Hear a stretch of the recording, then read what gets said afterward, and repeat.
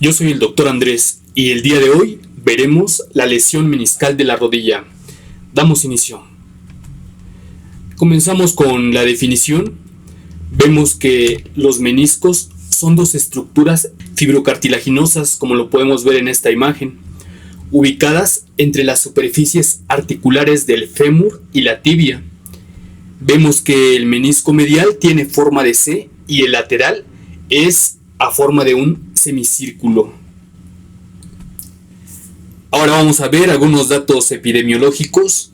Vemos que las lesiones agudas o traumáticas es más común en pacientes jóvenes relacionadas al deporte o actividad física. Realmente este tipo de lesiones está relacionada al baloncesto, por ejemplo.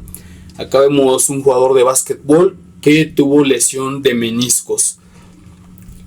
Y vemos que es más común el menisco medial o el interno.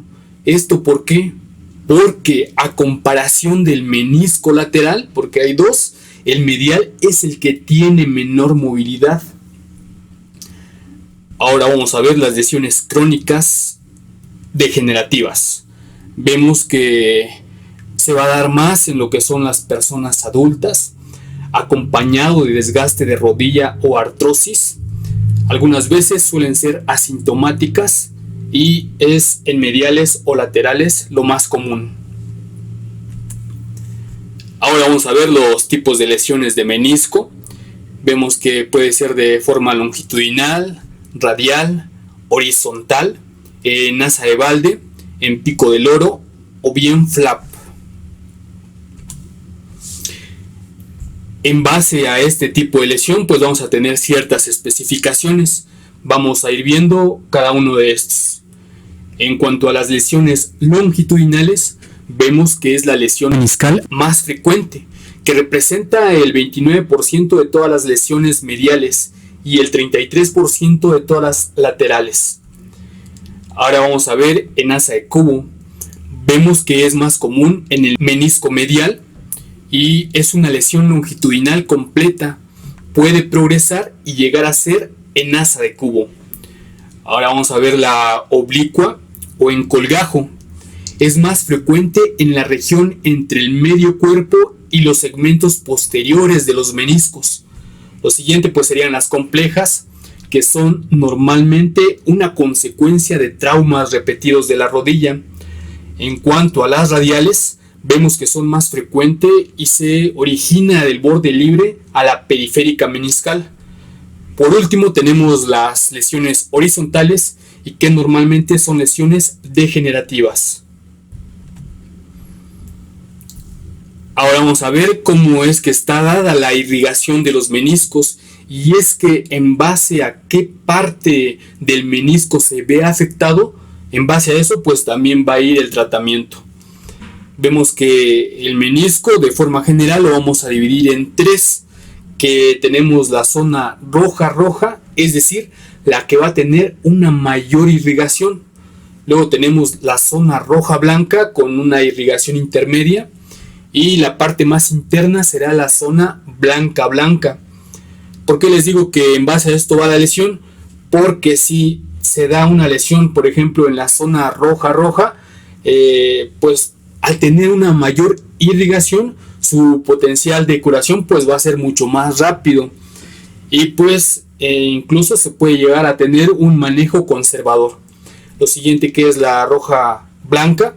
Y en la blanca que va a ser de las cuestiones en cuanto a las lesiones lo más complicado, pues obviamente muchas veces va a requerir el tratamiento quirúrgico, pues porque vemos que el potencial curativo pues nos va a llegar mucho más tiempo o incluso pues no se va a dar.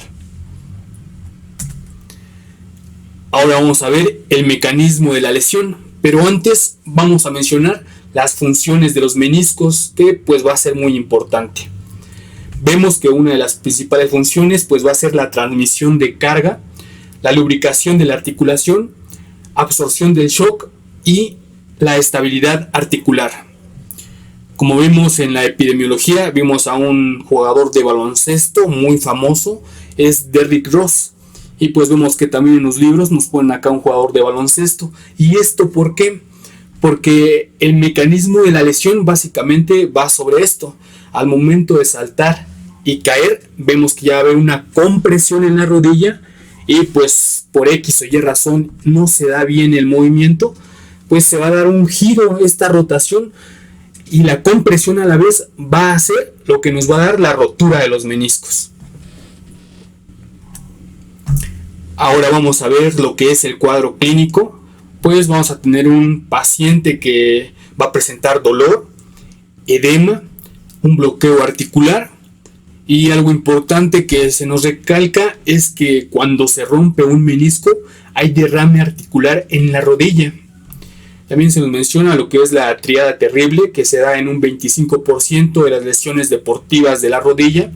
Aquí vamos a tener la ruptura del ligamento colateral medial, así como la ruptura del ligamento cruzado anterior. Y pues este ligamento es de los más importantes y a la vez de los más difíciles en que se llegue a tener una recuperación. Pero más adelante vamos a ver también un video específicamente de este ligamento. Y también tenemos daño del menisco medial. Ahora bien, vamos a ver el diagnóstico. Primero que nada, pues vamos a ver lo que es la historia clínica, que va a ser un dolor súbito a la hiperextensión. Se puede presentar bloqueo, efusión recurrente e hinchazón. En cuanto a la exploración física, pues vamos a ver a la inspección quizá un poco de rubor, vamos a ver edema, pero pues básicamente aquí se nos recomiendan a realizar dos maniobras. Tenemos la prueba de McMurray y la prueba de Apley. En la siguiente diapositiva vamos a ver las imágenes de cómo es que nosotros la vamos a realizar. Lo siguiente que se nos menciona pues serán los auxiliares diagnósticos. La radiografía pues en sí va a ser como nuestro estudio inicial, y esto en base a cómo fue el mecanismo de lesión. Es decir, nos puede ayudar si sospechamos de fracturas asociadas, pero pues vemos que no es el gold estándar. Lo siguiente pues será artroscópico, pero en sí lo que es el gold estándar, y es que esto es lo que nos va a ayudar a dar un seguimiento como tal a nuestro paciente, es decir, si va a requerir manejo conservador o tratamiento quirúrgico, pues será la resonancia magnética. Aquí tenemos las maniobras que les mencioné anteriormente. Vemos la prueba de McMurray. Vamos a poner a nuestro paciente en decúbito supino. Vamos a flexionar ahora sí que la pierna en la rodilla que está afectada.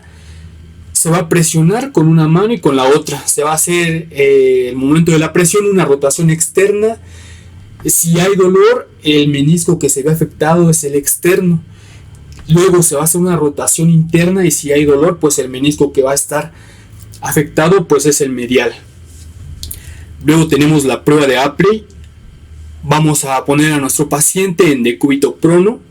De igual forma vamos a flexionar la rodilla que está afectada. Vamos a presionar y vamos a hacer una rotación externa. Y si hay dolor, el menisco que va a estar afectado es el externo. Luego vamos a hacer una rotación interna, y si hay dolor, pues será afectado el menisco medial. Ahora vamos a pasar al tratamiento. Algo importante aquí es ver en qué parte del menisco va la lesión. Dependiendo de eso, va también el tratamiento. Vemos acá el tratamiento conservador. Vamos a fijar los objetivos de este tratamiento, que va a ser disminuir el dolor agudo, devolver la fuerza a los músculos de la rodilla, así como una mejor movilidad de la articulación. Las indicaciones del tratamiento conservador: vemos que cuando es leve no hay bloqueo de la rodilla y no hay derrame articular. Las roturas incompletas o pequeñas roturas periféricas que sean menor a 5 milímetros, sin otras alteraciones patológicas. También cuando se tengan lesiones radiales menor a 3 milímetros y lesiones estables. Cuando se tenga estabilidad de la rodilla y si los síntomas recidivan, suele ser necesaria la reparación quirúrgica. Ahora vamos a ver las fases del tratamiento conservador. En una fase aguda, pues le vamos a dar reposo y hielos como un buen antiinflamatorio, pues sacar los hielos. En la primera fase, que será los primeros 20 días, vamos a tener elevación de la extremidad. Podemos usar muletas, es decir, le vamos a dar lo menos de movilidad que se pueda tener a la articulación. Se pueden usar rodilleras de compresión de 4 a 6 semanas. Aquí les puse una imagen de una rodillera que me parece muy completa. Es una ortopédica y deportiva con estabilizadores, como se ve acá. La segunda fase es cuando se cumplan mayor a 21 días, es decir, cuando termine el dolor, que puede llegar incluso a los 24 días. Esto pues va a depender del tipo de paciente que nosotros tengamos. Muchas veces en la consulta nos preguntan, doctor, ¿y cuándo es que ya puedo iniciar con mi fase de rehabilitación física? Nosotros lo que les decimos es cuando ya no se presente casi ni dolor. ¿Esto por qué? Porque si aún se presenta dolor, pues obviamente vamos a seguir empeorando este cuadro clínico. Se debe iniciar con la fisioterapia, con los ejercicios de menor intensidad, es decir, de tipo isométricos. Pasando 6 semanas, se va a retirar la inmovilización y se intensifica la rehabilitación. Podemos utilizar acá igual AINES y medios físicos. Aquí vamos a ver algunas recomendaciones importantes. Con tratamiento conservador puede mejorar de 1 a 2 semanas hasta como máximo 3 meses. Aquí es muy importante nuestro juicio clínico, ya que si vemos que nuestro paciente pues como tal no va a mejorar, pues lo podemos referir a un segundo o tercer nivel de atención para que se le dé pues una valoración un poco más completa. Vemos que si el dolor no disminuye después de 21 días, se debe mandar a un segundo nivel para la toma de resonancia magnética y en base a eso se decidirá el tratamiento, como ya se había mencionado antes, y vemos que a los 6 meses se inicia con la práctica deportiva de menos a más. Otras cuestiones importantes es que se puede considerar la infiltración de rodilla. Analgésico de primera elección pues puede ser el paracetamol, hielo como uno de los mejores antiinflamatorios. Ahora vamos a ver el tratamiento quirúrgico. En esta cuestión pues nos va a ayudar mucho lo que es la resonancia magnética, ya que pues ahí vamos a ver el tipo de lesión y como vimos al inicio. Por ejemplo, si tenemos una lesión en pico del oro y vemos que no se va a poder suturar bien, o por ejemplo tenemos una lesión longitudinal que igual abarca gran parte del menisco, pues obviamente ese tipo de datos nos van a ir guiando más a lo que es un tratamiento quirúrgico. Vemos acá que va a ser importante pues la reparabilidad. En cuanto a un menisco estable, vemos que no se repara, que se tenga un desgarro de 10 milímetros y un desplazamiento menor a 3 milímetros. Un menisco inestable pues se va a reparar quirúrgicamente. Vamos a tener una selección adecuada del paciente, un potencial de curación adecuado y una buena recuperación funcional. Algo importante es que mientras más joven, mejor tendrá el pronóstico. En cuanto a la rehabilitación postquirúrgica, pues vemos que al siguiente día ya podemos iniciar con esta, obviamente de menor intensidad y así gradualmente. Y bueno amigos, espero que les haya gustado este video.